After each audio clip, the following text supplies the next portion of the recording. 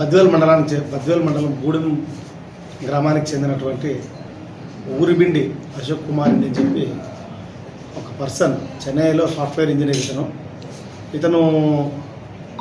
Police స్టేషన్కి రాబడి తనకు పోయిన సంవత్సరం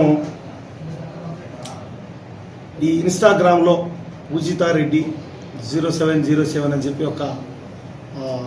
రిక్వెస్ట్ తనకు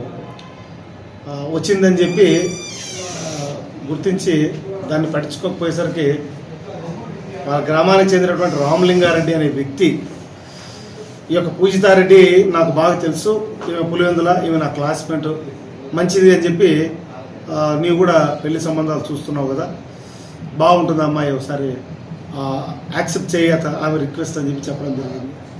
సో దాని మేరకు అబ్బాయి అతని మాటలు నమ్మి, ఎందుకంటే వాళ్ళిద్దరు కజిన్స్ అశోక్ రామలింగారెడ్డి మాటలు నమ్మి ఇతను ఫ్రెండ్ రిక్వెస్ట్ యాక్సెప్ట్ చేసి ఆవిడతో చాటింగ్ మొదలుపెట్టిన తర్వాత సో ఆ చాటింగ్ క్రమంలో ఆమె యొక్క బాధలు ఇట్లా ఈ రకంగా వాళ్ళ కుటుంబ పరిస్థితులు అవన్నీ చెప్పి కొత్త ఏదో సైట్ కోసం అని చెప్పి, తర్వాత వాళ్ళ ఫాదర్ వాళ్ళ పేరెంట్స్ అమ్మాయి పేరెంట్స్ పెట్టుబడులు పెట్టి ఈ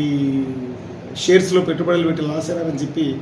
సో ఆ కారణంతో ఇతర కారణాలతోటి ఇతని అమాయకుని చేసి డబ్బులు ఆమె అకౌంట్లోకి వేయించుకోవడం జరిగింది.